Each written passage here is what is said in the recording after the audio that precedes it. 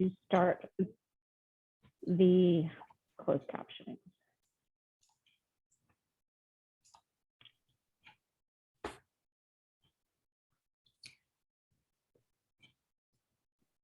Hi, it's Judy. I don't know what went on there, but finally, Nicole, I got the one you sent. I don't know where the Perfect. other ones Okay, are. we're good. Okay, Okay. we're just gonna go live. So Just let me know when we're actually live. We are live. Okay. Welcome to everyone. We're just going to give a few seconds here for everybody that was in the waiting room to attend before we start, but we're going to get started very shortly, another 20 or 30 seconds, because I can see that people are still filtering in through the attendees. All right, it looks like the attendance is slowing down. Okay. Then we will start. Kwe, hello, bonjour, and welcome everyone to this press conference. And thank you to Amnesty International Canada for helping to coordinate this conference and for hosting us online. The agenda for today will consist of short opening comments from each of our 6 speakers, which will be then followed by a Q&A session. Media questions should be submitted through the Q&A function located at the bottom of your Zoom screen. And in order to ask a question, please state your full name, which media outlet you are affiliated with, and to whom you are directing the question. Each media outlet can ask one question, and if we have time, we'll do a second round of follow-up questions. Our goal here today is to answer as many of your questions as possible. Please also note that this event is being recorded so that it can be shared afterwards. However, media can capture the video from this conference as they need for their reporting today. Mics and cameras will be turned off for all attendees, and there is no chat function. With that out of the way, we'll start the session. Wet'suwet'en, Secwepemc, and Tsleil-Waututh land defenders, leaders, and experts have come together today once again to call on Canada to cease all work on TransMountain and Coastal GasLink pipelines. They also call on all banks, financial companies, insurers, corporations, shareholders, and anyone affiliated with these pipelines to understand that these pipelines are being constructed and operated in breach of Indigenous laws and the human rights of these nations. On April 29th of this year, the United Nations Committee for the Elimination of Racial Discrimination, referred to as CERD, issued its 3rd letter to Canada, expressing grave concerns that not only has Canada failed to heed CERD's previous calls to stop breaching the human rights of Indigenous land defenders, but that there has been an increase in those breaches. They went on to express concern that the situation could further deteriorate to the detriment of these Indigenous land defenders for their land rights, their right to free, prior, and informed consent, and to their individual safety and security. In addition to calling on Canada to submit its periodic report, which is overdue, and address the previous correspondence, CERD specifically requested that Canada cease construction of TransMountain and Coastal GasLink pipelines unless and until they have the free, prior, and informed consent of Wet'suwet'en and Secwepemc peoples, to prevent and properly investigate all instances of surveillance, intimidation, arbitrary detention, excessive use of force, and forced removals of land defenders from their territories by the RCMP, the CERD unit of the RCMP, and any private security firms hired by pipeline companies. This is in addition to calls that CERD previously made urging Canada to remove the RCMP from Indigenous territories, including other private security and police forces, and also called on Canada to prohibit the use of lethal weapons against these Indigenous land defenders. To speak to all of these issues are the following speakers. Slato, known as Molly Wickham, is the spokesperson for Gidimt'en Checkpoint. Ken Manuel, whom you know from Tiny House Warriors, is part of the Secwepemc. Nicole Chavez is an international legal advisor with Indigenous Network on Economies and Trade. Reuben George from the Tsleil-Waututh Nation and also affiliated with the Sacred Trust Initiative. Chief Was from the Gidimt'en clan of the Wet'suwet'en, and Cookpee Judy Wilson from the Union of BC Indian Chiefs. Slato, would you like to start? Yes, thank you for having me, and thank you so much to everybody who made this possible today. I'm Slato. I hold a supporting chief name in the Cassia Grizzly Bear House of the Gidimt'en clan of the Wet'suwet'en Nation. I'm a mother of 3 children. I've been arrested twice during militarized raids on our own territory. I hold a master's degree in Indigenous governance.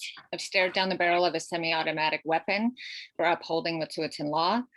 I homeschool my children according to our ways and on our lands, and I am harassed and surveilled daily by CERD and CGL's private security on my own territory. When I read the 3rd letter from CERD, I felt overwhelmed by the recognition that our experiences are a violation of international human rights and Indigenous rights.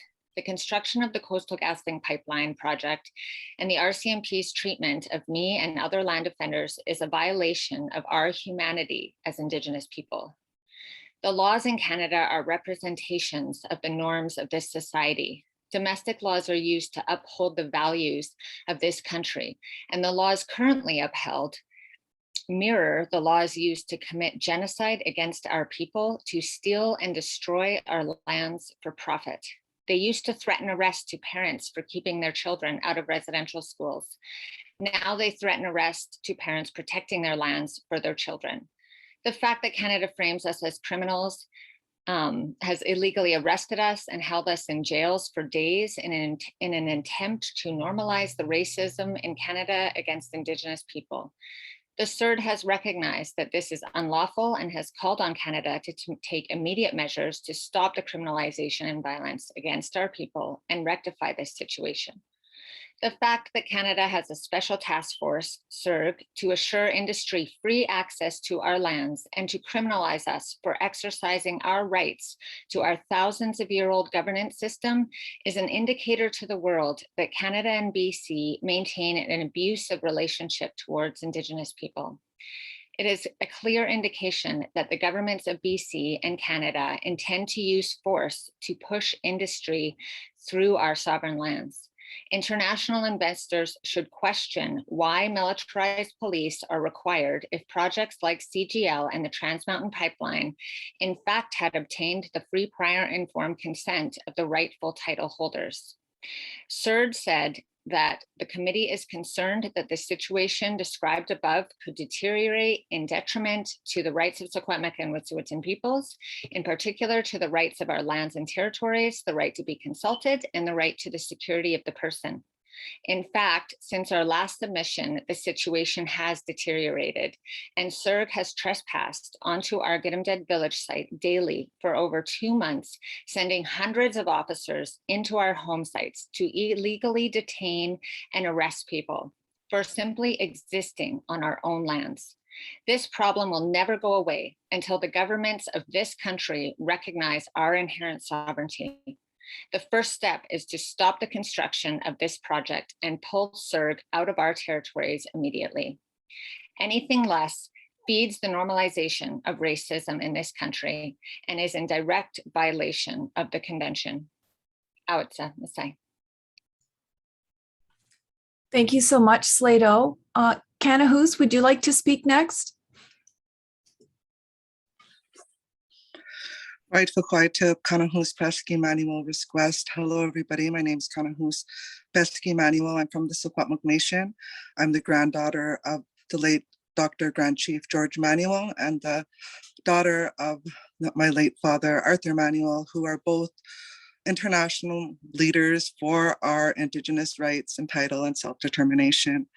I'm here calling you from Tiny House Warriors, an occupied village site that we've taken back to reclaim our land and assert our title and rights to stop a TransMountain man camp and pipeline here within our territory. The human rights violations that we've received at the hands of the Canadian government are just multiple arrests that are taking place against Secwepemc land defenders who are standing up, occupying their own lands, exclusively using and occupying their own lands, which is their right. And what they're facing is constant harassment by the police. Like Slato said, it's the CERD, the Community Industry Response Group, that's really responsible on behalf of the RCMP pushing this. This is the E division of the RCMP, and they have nonstop surveillance on our site. This is a new unit specifically invented to deploy against the Secwepemc and the Wet'suwet'en land defenders. Here in so-called British Columbia, we're in a very unique situation, and CERD, the United Nations human rights body, actually recognizes our very unique situation pertaining to land here in so-called British Columbia. We have never signed treaties with the colonial governments, not Great Britain, Canada, nor British Columbia.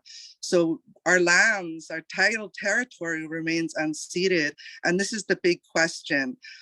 Do these pipelines have the free, prior, informed consent of the Indigenous people to come and usurp lands, to destroy lands, to build a pipeline on unceded lands? And no, they do not. And these international bodies recognize this. But when Indigenous people stand out to exercise and assert their rights, their inherent rights to land, their constitutional protected rights here in Canada for land, and the international human rights to land and self-determination, they are served with arrest, enforcement of injunctions, jail time, and when they're arrested, they're assaulted, like myself, who has received multiple injuries at the hands of Corporal Bowden with CERD and the RCMP. We are denied medical attention in hospitals. We're denied lawyer calls, and these are considered torture tactics in the international arena. We're assaulted by the police, we're assaulted by the private security guard. We have hate crimes happening by regular Canadian civilians. My truck was stolen from the camp and rammed into a house that I had fled into. No charges have been laid against these people with this vehicular assault and the theft of my vehicle. This is not our first confrontation with Canada. I was involved with the Native Youth Movement, who has faced off with the Canadian government at the Sun Peak Ski Resort. And I faced jail time. They arrested me as I was nursing a 3-month-old baby. They held me for almost 4 months inside Burnaby Correctional Center for Women and denied me access for my child until I had to fight for access to my child with the warden, the prison warden. This is how far we go to fight for our human rights. Right now, I got acquitted for a charge that happened at one of the Tiny House Warriors homes, and now charging and have a formal lawsuit against the RCMP. We're not scared or fearful to go international. That's the only way that we're going to get our rights and our title recognized. Here in this country, we've exhausted pretty well all of our legal and domestic remedies here in Canada to go international, not just to the United Nations, but also to the international banks, insurance companies, financiers, credit rating agencies, to express the human rights violations that are happening in Canada. And these other international institutions are recognizing that human rights are being violated here in Canada, and insurance companies are starting to walk away from this project, financiers, etc. So by us voicing our human rights violations at the hands of Canada is working to help us assert our rights and our title to the land, to get the recognition that we need as nations, actual Indigenous nations in the world that deserve as much respect as other nations like France, like Hungary, like Germany. We as Secwepemc and Secwepemc'ulecw deserve that exact same respect as humans and our human rights here in our nation. Kuksjam. Thank you so much, Kanahus, for those important words. Nicole, would you be able to go next? Of course. So what you just heard from Slato and Kanahus is the evidence upon which CERD actually based its very recent decision. The November 2021 submission by the Wet'suwet'en and Secwepemc is available, as is the decision and the letter that was just released by CERD on April 29th 2022, so this year. And I think it is worth actually quoting from the CERD reprimand of Canada and its finding of Canada in violation of international law. So what they say in their decision is, according to the information before the committee, the governments of Canada and the province of British Columbia have escalated their use of force, surveillance, and criminalization of land defenders and peaceful protesters to intimidate, remove, and forcefully evict Secwepemc and Wet'suwet'en nations from their traditional lands, in particular, the Royal Canadian Mounted Police and the Community Industry Response Group, that is CERD, they've just spoken to, and private security firms. The information received specifies in particular that the Tiny House Warriors, a group of Secwepemc women, have been the target of surveillance and intimidation, and that numerous Secwepemc and Wet'suwet'en peaceful land defenders have been victims of violent evictions and arbitrary detentions by the RCMP, the CERD, and private security personnel in several locations since the committee's letter to the state party dated November 24th, 2020. So basically, what the committee proceeds to refer to is its first urgent warning and early action decision of December 13th, 2019, where it already found Canada in violation of international law in regard to these incidents, and now pointing to a further escalation. You will remember that in that very month, British Columbia passed what you can only call window dressing, UNDRIP legislation that was then obviously already violated. And more importantly, what really has been violated here is international human rights law. And that's what CERD is talking about. We, of course, in 2020, early 2020, then saw violent arrests of Wet'suwet'en. And now what CERD is talking about is the further escalation. And so you have the record and the most recent decision in front of you, as well as the 2019 and 2020 decisions of CERD, and now the recent letter reiterating its concerns and pointing to the escalation of violence. It also reiterates its concern to immediately cease the construction of both pipelines, the TransMountain pipeline and Coastal GasLink, since they lack the free, prior, and informed consent of the respective Indigenous peoples and the proper title and rights holders. And you will hear from representatives in regard to that, as well as you will hear about the escalation of violence, further escalation of violence, and the exhaustion of national remedies, which makes these international bodies all the more important. Because when you have neither effective national remedies in negotiations or in court, which is what the committee also is recognizing, and then you have exhausted a lot of those remedies, as we've seen in court, that's when international bodies will step in even more forcefully. And that's what we're seeing on the part of CERD. And with that, I'll hand it on to the further representatives, and I'm available for further questions as necessary. Thank you, Nicole.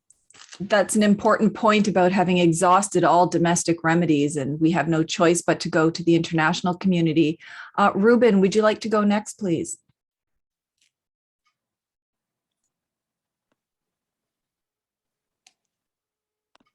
ACM, Hoitka CM, CIA, Hoitka TCM, Skulutstansnot to Tsleil-Waututh. Good afternoon, good morning, everybody. My name is Ruben George. I'm from the Tsleil-Waututh Nation. You know, the world is changing, and there's two sides that we're dealing with here. Not just here. You look at Canada with the fires and the floods, and at one point Vancouver was cut off from the rest of Canada because of floods. But everything's changing globally, and what we're working towards is protecting within simply our law. Our law. Everything has spirit, and that's what we protect. That's what we protect, and that's what we work towards. And at the other end, and how this colonial system has been suppressing Indigenous people, it's much like what we're going through here today, because the suppressive system that was there is the same system that we're dealing with here now today. And the police and the security are protecting that dysfunctional law that is raising havoc, not just us as Indigenous people, but everybody and our earth and everything that has spirit. So within our law, we created an assessment based on our law. We went to the National Energy Board, we went to the Canadian Energy Regulator, and multiple levels of court we went, and it was treated different. Even when we won, we submitted evidence that was facts that they recognized as facts, but chose to stand with what they say the best interest of Canada, which was not the best interest of Canada, was the best interest of industry. Was what I'm saying is raising havoc. Even yesterday in court, Will George, standing within our law, guided by elders, was sentenced to jail. The judge didn't even know in the time of reconciliation where Tsleil-Waututh was, and she was sitting in the heart of Tsleil-Waututh Nation. She didn't look at the Gladue report. She made up her mind already when even before it started, much like the National Energy Board, much like the Canadian regulator, much like the Federal Court of Appeal. And this is the problem that we're dealing with.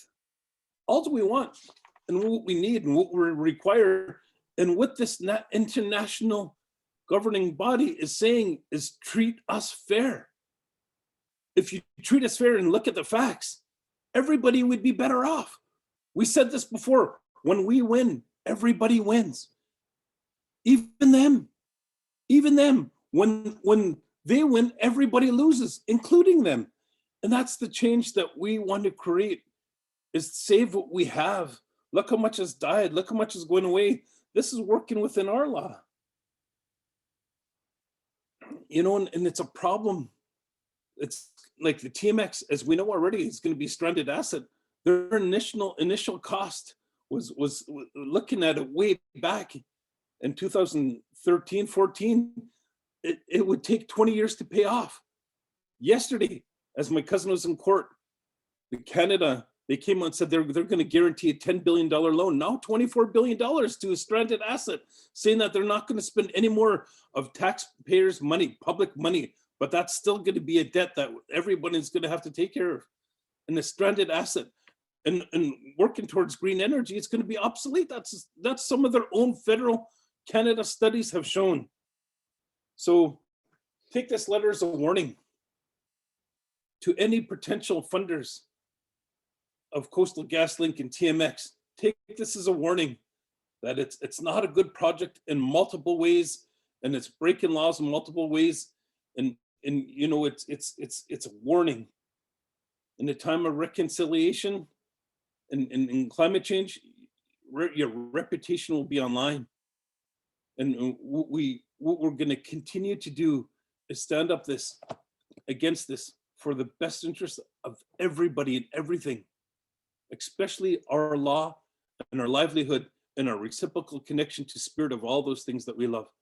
So thank you, my beloved relations, for standing not just for our own people, but for everybody. I thank you so much, and I raise my hands to you in the good work that you're doing. Thank you. Thank you so much, Ruben. Chief Was, are you able to go next? Yes, I am. My name is Was. I am the head chief of the Cassia, the Grizzly House of the Condemning clan of Wet'suwet'en. Now, the government of Canada, since it came around our land, continue to be a real problem. They don't sit down. They don't sit down eye to eye, and when they do, they lie right through their teeth. They lie through their papers. They lie through their RCMP, their goons. They push us around, but we're not going to move. The simple message that we have is that we're going to protect the water, the wildlife, and our ways of life. We're never going to leave. We're not going to leave that behind. We're there for our children and our grandchildren and the yet unborn. The government of Canada, right now, as it stands, is at its highest in hypocrisy. They do this and do that for the international stage, and yet behind closed doors in their own backyard, so to speak, our backyard, they continue to to push us around, to be ignorant toward our culture. It's horrendous. This is 2022. And nothing has changed ever since they came. They continue to kill us. They continue to rape our women.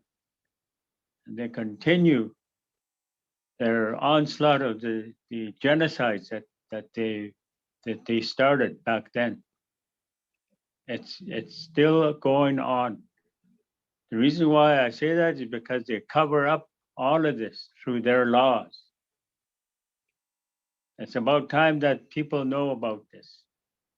We're not any different from our nations, our brothers down south, the Guatemalans, the South American natives down there. We are no different up here. They're still continuing to kill our young men on the streets. This is still happening. People need to know about this.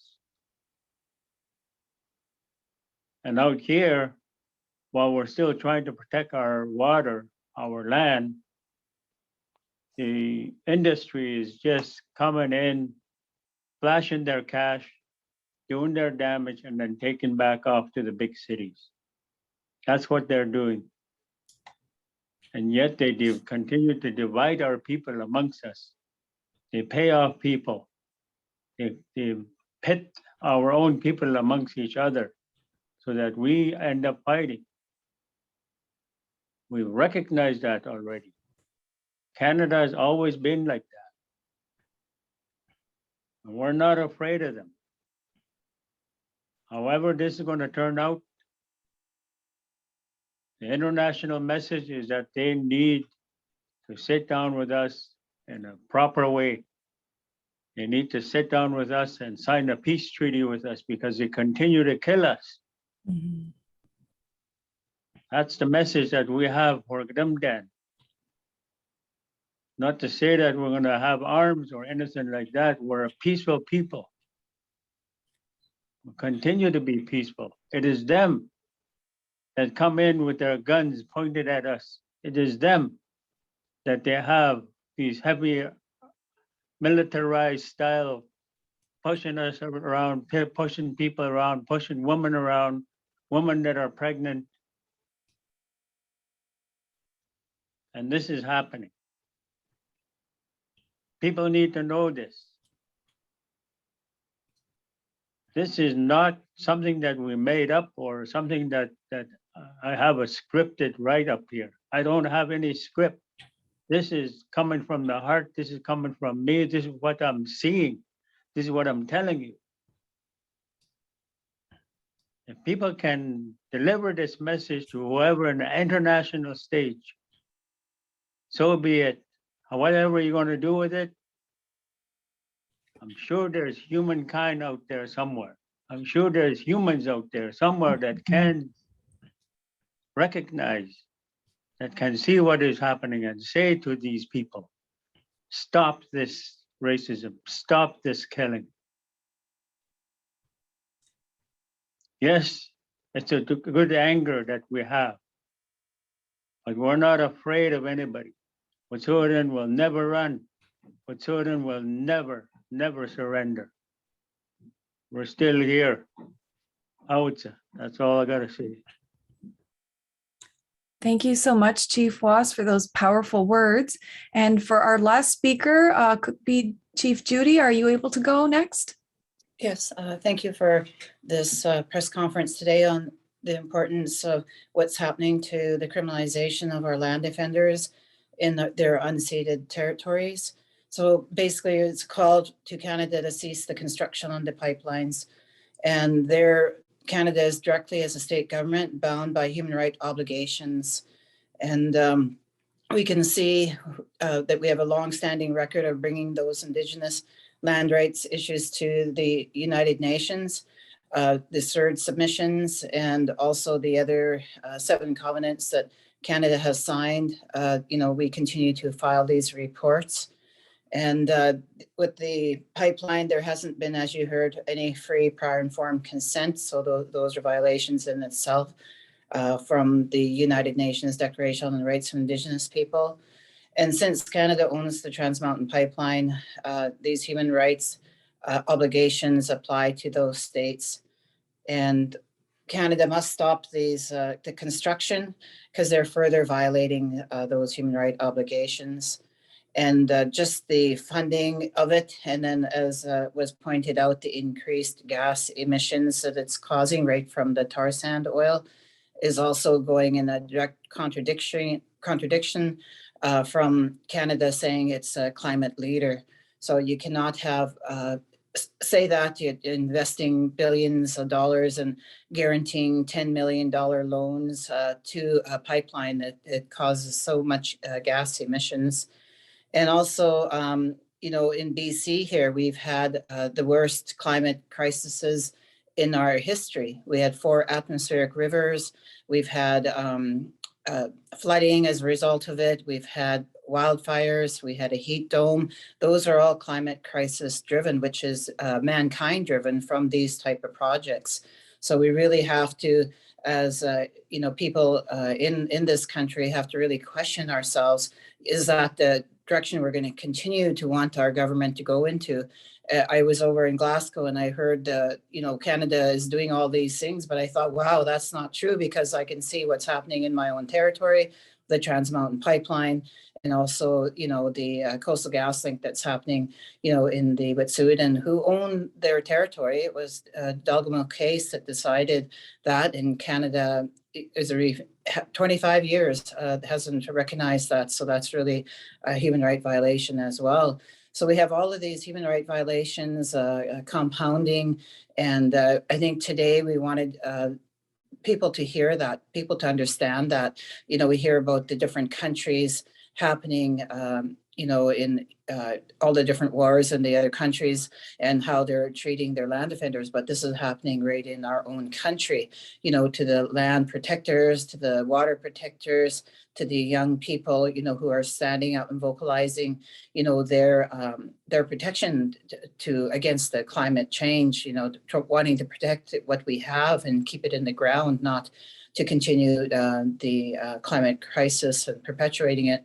And we have, you know, our land defenders like Swace and Will George in court and being sentenced, and the judge not even reading his GLADU report, as was mentioned. So we have a long way to go, and our people are not giving up. The people are still standing up for their basic human rights, which is recognized in Canada under the UN Declaration and in British Columbia.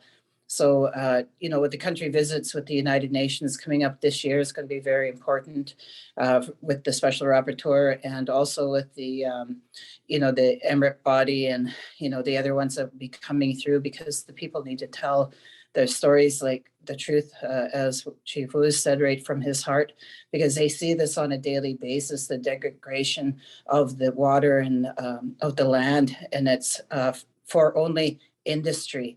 So Canada cannot base decisions on just the industry. They need to base the decisions on the future, which the land defenders and water protectors are saying that they're doing. So, you know, Canada is in clear violation of international law, and also against the basic human rights under both the federal and provincial legislation with free, prior, informed consent, and also in what they're doing to criminalize our people. Sending in militarized RCMP is unacceptable, and it shouldn't be done at all to our people who have been on the land and who are owners of the land, who are trying to protect everyone from the climate crisis and all the decisions the industry is making, which Canada now is the owner of the pipeline. So they're actually looped in with, you know, the industry, because they actually own the tar sands pipeline, which is the world's worst polluter. Thank you. That's all I could say for now. And I think there's more in the press release. Thank you. Thank you so much, Cookbee Chief Judy. And now you've all heard from these very powerful speakers about the very clear links between the genocide of Indigenous peoples and the ecocide of the earth, which doesn't benefit anybody. And it's important to understand that these land defenders are actually out there protecting all of you. So we are ready to take any questions. If there's any in the just put them in the question and answer session. Okay, so the first question is by Lindsay Newman from Vista Radio. She has a question for Chief Was. Has there been any further negotiation with the province in Canada in regards to the MOU that was signed in 2020? Go ahead, Chief Was. No, there hasn't, due to the fact that the approximately 2 weeks after the signing of the MOU, well, not even 2 weeks, the RCMP came in and they invaded our space, and then this totally sidetracked the entire process of this MOU. So there was no further discussions. There was people that just walked away from it.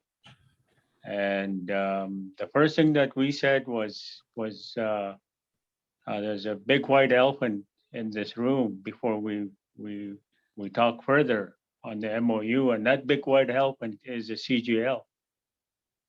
And as soon as we said that, they walked away.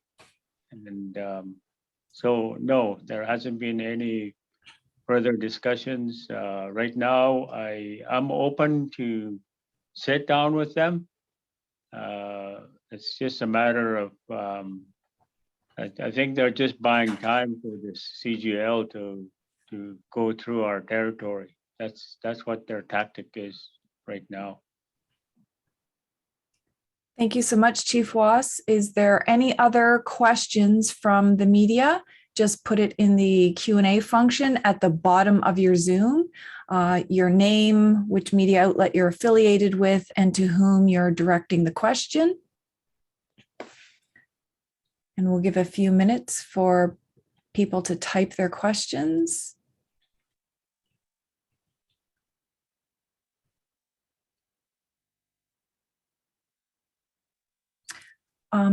In the meantime, I did go to question not through here, but through social media, and it was directed to Slato. And the question was, what's at stake if we don't stop these two pipelines and that the breach of Indigenous rights continue? What's at stake for both Indigenous peoples and Canadians? Yeah, thank you for that. There's a lot to, we've seen conflicts with Indigenous people and the state in Canada in the past, in our history, that have resulted in huge crises. Look at the 2020 shutdown of Canada, of major infrastructure. We look at the Oka crisis, in the 90s, and look at all of these different crises that have come up over the years. And the more that industry in Canada collude to violate the rights of our people and to violate our human rights and to bring violence, the worse the crises are going to grow, until it will get to a point where nobody can get away from them. It will get to a point where it has to be dealt with. People have been killed over crises over land. And this is something that we want to avoid. We don't want to see those kinds of crises happen again. But we will not stand down, and we absolutely have to make sure that this happens. In particular, in Wet'suwet'en territory, the Wet'suwet'en is one of the last clean drinking water sources in our territory. It's the sacred headwaters to our spawning salmon. And this is something that CGL wants to drill underneath imminently. Like, this is something that's coming up right away that could devastate all of the populations downstream, all of the salmon populations, all of the people that rely on tourism as an industry, on forestry as an industry, on all of fishing as an industry. This is not just about economic gain. It's costing everybody. Destroying these lands. And so we have to look at the climate crisis. We have to look at the crises between Indigenous people and Canada and the RCMP that will grow if these things are not addressed and rectified. Thank you so much, Slato. The next question we have is from Matt Simmons from the Narwhal. The question is for Slato or Kanahus. Can you speak to the relationship between the RCMP, specifically the CERD unit, and industrial companies? Sure. So I'll speak and then I'll let Kanahu speak, just because this is such a current event that's happening in Wet'suwet'en territory. The RCMP, the CERD unit, are publicly colluding with private industry on a daily basis. There's private security, Forsyth security, that's parked outside of the Gidimt'en village site that regularly patrol my home. The other day, as an example of this collusion, the Forsyth security was instructing the RCMP officer how to get to my home. They have been parked outside of my driveway. They pulled me over twice 2 days ago and then showed up at the top of my driveway just to enjoy the view. And so this is the kind of information that they're sharing with each other. They have regular meetings right outside of Gidimt'en checkpoint where they're sharing information with one another, private security is telling the RCMP where people are moving throughout the territory, when and how they're getting from A to B, instructing the RCMP to go and pull certain people over. And this is on the micro level. We know from experience that there has been, and from FOIs that they're communicating back and forth between the RCMP and TC Energy and Coastal GasLink. And so we have evidence of that has been going on this whole time. CERD is, if they're not being paid by CGL directly, they have a very close relationship and take direction from them. Kanahu, do you have anything to add? Yes, the Community Industry Response Group worked directly with TransMountain pipelines and their security. They work directly with Coastal GasLink. Because of this lawsuit that I have against the RCMP, I have the disclosure of the interview against the RCMP, who has admitted that on their first meeting at their first Community Industry Response Group, after the first hiring of their first group of individuals, RCMP, they were debriefed about Kanahu's manual, myself.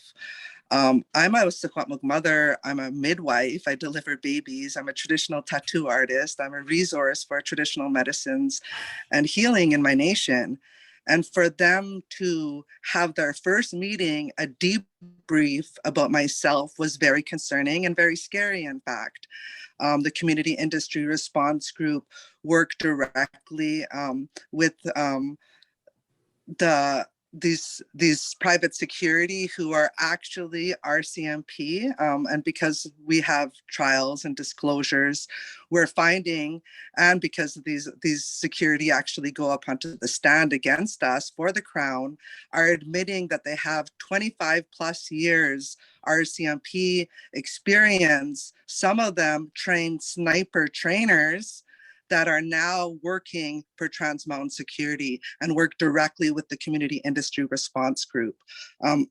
This is very concerning because I've seen it multiple times before at the Sun Peaks fight, at the Imperial Metals Mount Poly mine disaster fight, where the province, the federal government, all levels of ministries and colonial civil servants, including the colonial police force, work together and actually say we.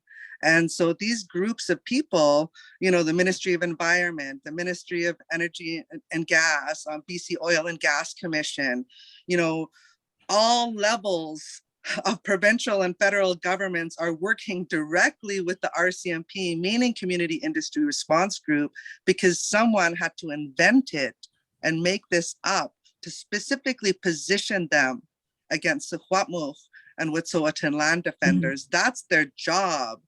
No one else is fighting this pipeline as much as we are on the ground. We've been here for years. I've been here for 4 years.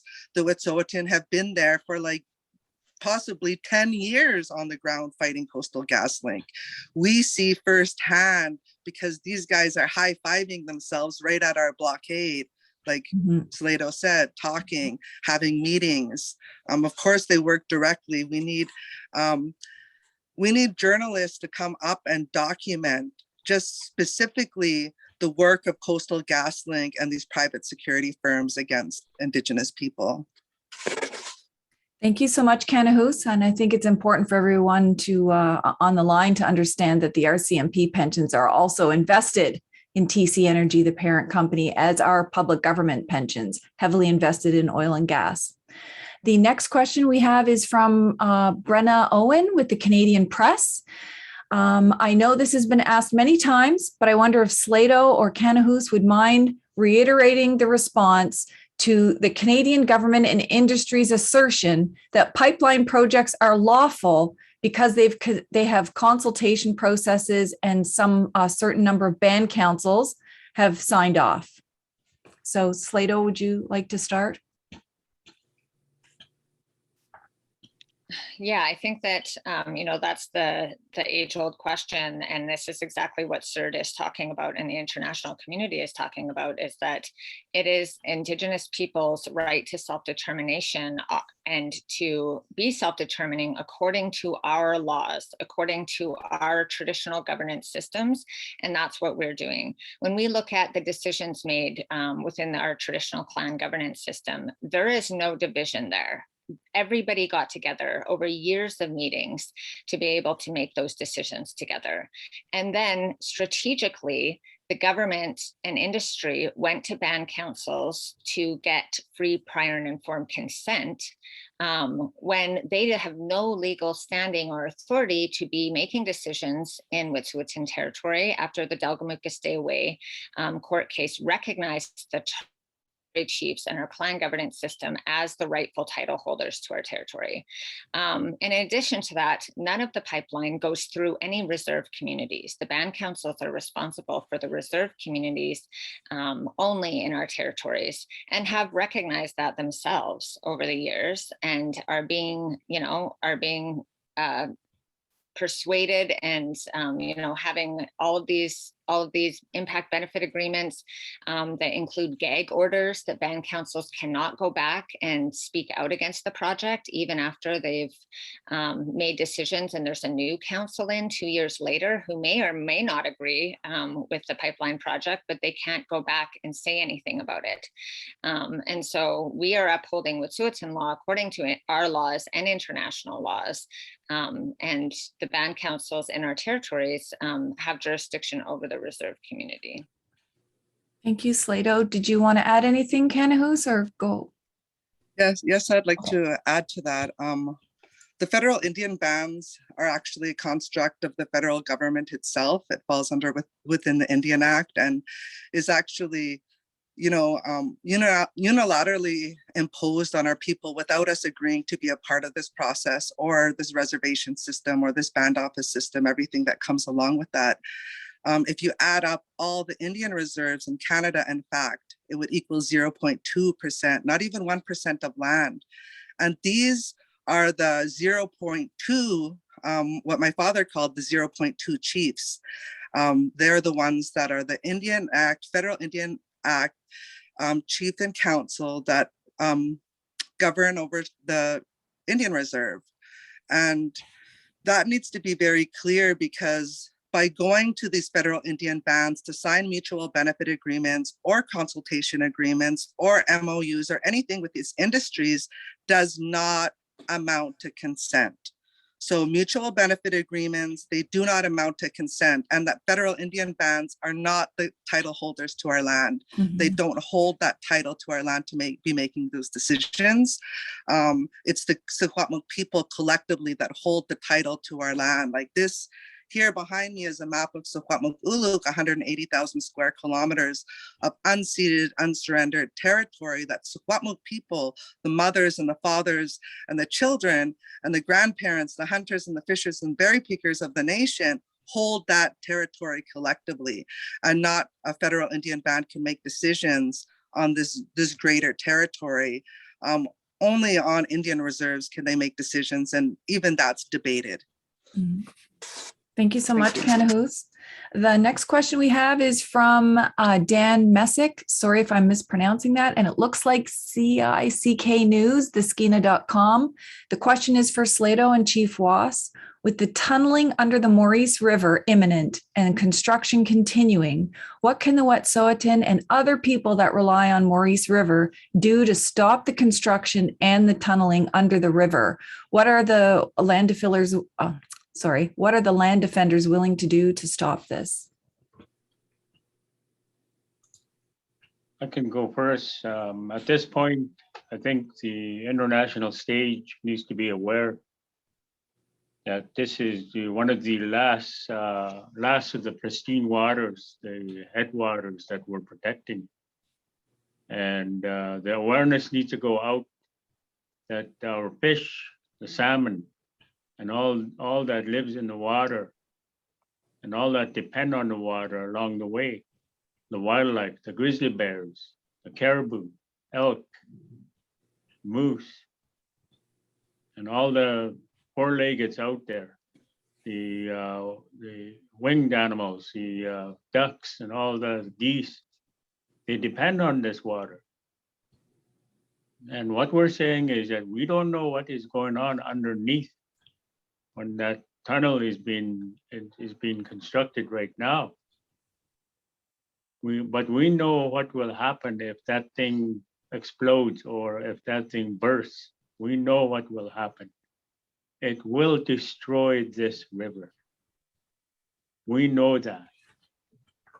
And our attempts to let the local people know what the impact of this will be in the future is literally go to deaf ears, because all the local people are depending on this. They got paid off. They're saying that it's jobs, but we're telling them, you know, the jobs can come, but this water, once it's gone forever, it's gone. We're all dead. That's the key message that we need to bring toward the international stage. We're not going to hold up arms. We're not going to say that we're going to defend it and stuff like that. They're the ones who have guns. They're the ones who are pointing at us and telling us, no, don't go here. We're going to do this. We're just merely protecting this as simple as can get. So the people need to be aware that we're protecting the water, the wildlife, and the environment. That's what we're doing. And then our way of life, we're connected to this land. We're connected to this water. And we're doing this for the future generations. Slato. Go ahead, Slato. I would like to add, as you know, people that are in this area and that rely on this area, like I talked about before, you know, the Wet'suwet'en, the Maurice River, is a world-renowned fishing site. People come from all over the world to come and steelhead fish in the fall. There are so many industries that rely on this territory being healthy, on this river being healthy. And I think that more people in our area and downstream in our area, all of these other industries that rely on the health and well-being of our waters as well, need to speak up, because clearly the provincial government and the federal government don't care about Indigenous people. They are not listening to us. They're violating our rights. They're using violence against us. If other people, if non-Indigenous people in our communities and in the region started to speak up in opposition and say, how does this affect them as well? That's going to strengthen our position. It's not enough to say we support the Wet'suwet'en and we're going to support them in their fight, which is great, but other people need to realize that this is affecting them too. And they also need to stand up, you know, and we are following our laws. And that's what we've always been doing. Every single time the militarized RCMP come in and invade our territories, every time that I've been arrested, every time that I've seen guns and canine units, you know, coming at us, we're standing in our strength and our power under Wet'suwet'en law. And that is what we will continue to do. And Wet'suwet'en law has very strong laws against trespass, against the destruction of our territories and our life systems. Like, this is our livelihoods that we're talking about. This is the livelihoods of everybody downstream. This is the livelihoods of so many Indigenous and non-Indigenous people. And so we, under our law, are required to protect that by any means necessary. Thank you so much, Slato. I don't see any more questions in the actual box, but if it's okay with everyone on the panel, there's actually some student journalists who would like to ask Kanahus and Ruben a question. So Kanahus, one of these student journalists is saying that you're a Human Rights Award winner. You won the Carol Geller Award in Human Rights specifically for your role as a woman land defender acting peacefully to protect the human rights of other people, and in particular, to protect women from the violence of man camps. For people who don't understand that, can you talk about the relationship between man camps and murdered and missing Indigenous women and girls that are associated with these pipelines? Okay, right where I'm located right now, here at Blue River at the Tiny House Warrior Village, before COVID, they proposed this man camp to be 1,000 to house 1,000 pipeline workers to construct the pipeline. After COVID, they have within their permit that says they're housing 550 men just right here behind 3 layers of fences that they put up, including electrical fence and razor wire fence, 3 layers of fences to save and protect themselves from us women. But really what it shows is that that's how they want to switch this around and view us as some type of criminals. In fact, these man camps contribute to murdered and missing Indigenous women. Multiple reports that will prove not just that, but actual human testimonials from in and around the fracking communities and tar sands communities to talk about the increase, including Fort St. James, that said there was an increase of 45% of sexual attacks when the fracking increase happened and man camps were built in and around there. That's been our biggest concern, and the reason why Tiny House Warriors established our village site right here, just millimeters outside of an injunction zone that they have set up just to avoid arrest. But where our presence here is really showing how genocide manifests itself here in 2022 against Secwepemc women who have chosen to exclusively occupy a site to assert our title and rights to this site, to address the man camps and just the invasion and the theft of our land that's still continuing to happen today. These man camps, you see, hundreds of transient men that aren't from here. These are all license plates up from Alberta and Saskatchewan and Ontario. Rarely do you see any British Columbia license plates here going in and out of this man camp site. They're all coming from other provinces. These are transient men that don't have any link to these communities, don't have any accountability to these communities. They leave their wives and their families for weeks and months on end. Right now, there's a private campground right there that has human sex trafficking happening right outside. There's women that are being brought into the camp. We have video footage. We're constantly monitoring that. We have dash cams on our cars that are parked there at our blockade to constantly monitor what's going in and out of the site and really collecting data so we could have data to withstand legal threshold in an international human rights case that we are building against Canada. And this is a part of it with CERD, but constantly documenting what this man camp is bringing into this community. We have tire marks right outside our front entrance to our house where trucks are doing donuts and throwing whiskey bottles and breaking the bottles onto our tiny houses. These are the things that happen. And mind you, I can't even walk around Blue River because I think about the Indigenous woman that got hit by the trailer hitch and end up dying. So just to even go for a walk with my dogs in this little quiet town of Blue River is dangerous for me as a land defender because of this man camp here. Thank you so much. We have about 2 minutes, and Ruben, one of these students hoped you had enough time to answer the question. And I think it's the question most people have. What are you asking Canada and BC to do? And then what can Canadians do to help these land defenders?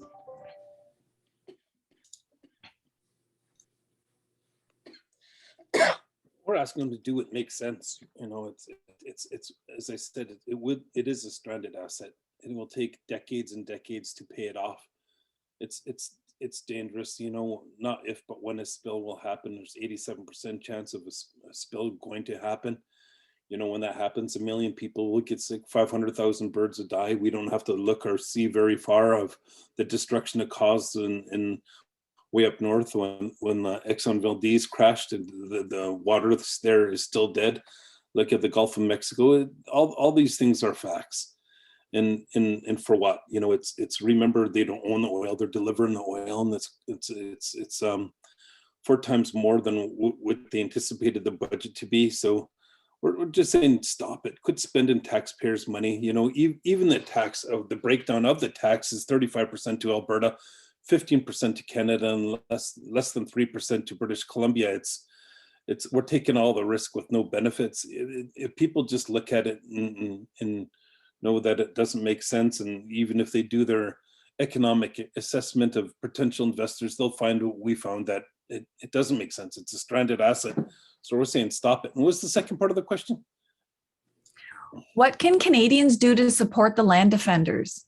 Oh, totally get involved. Look at our websites. Look at Tiny House Warriors. Look at the Wet'suwet'en and Molly and all the work that they're doing. Support them. Go to the camps. Be involved. Look for when events are happening. Go right to your local government. All of us here, we started something because we cared, and people thought we couldn't get where we're at because of what we're up against. But most of this started with just a couple people, and now they're international known. Tiny House Warriors and Sato and all our relations are they just started with the idea to try to make something better, and it ballooned up to be an international exposure to it. And look at it's the United Nations that is recognizing that this is wrong. Mm-hmm. It's an international government that is wrong, and that's what the people here did is they made sure that the world sees what's going on here, and how wrong Canada is. You know, I think back in Paris when Trudeau stood up and said, Canada's back. We're gonna be like how it used to be, and he did the opposite. He started approving pipelines, and he's jumping in bed with industry and not taking care of the best interest of Canadians. Our future generations, his own kids, isn't capable of doing it because they're greed. But all the people here, they will. Mm-hmm. They will take care of everybody's future generations, even his, because it's too dysfunctional to understand that. So thank you. Thank you, everybody, for standing up for our rights and our futures, in fact, the life of the planet. Thank you to all of the media who attended and asked questions. As I understand it, if you have specific questions for any of the speakers, you can follow up with them directly. And there's also a specific media contact on the press release, and the letter you already have a copy of. Thank you all for attending. And this closes our press conference. Walalia.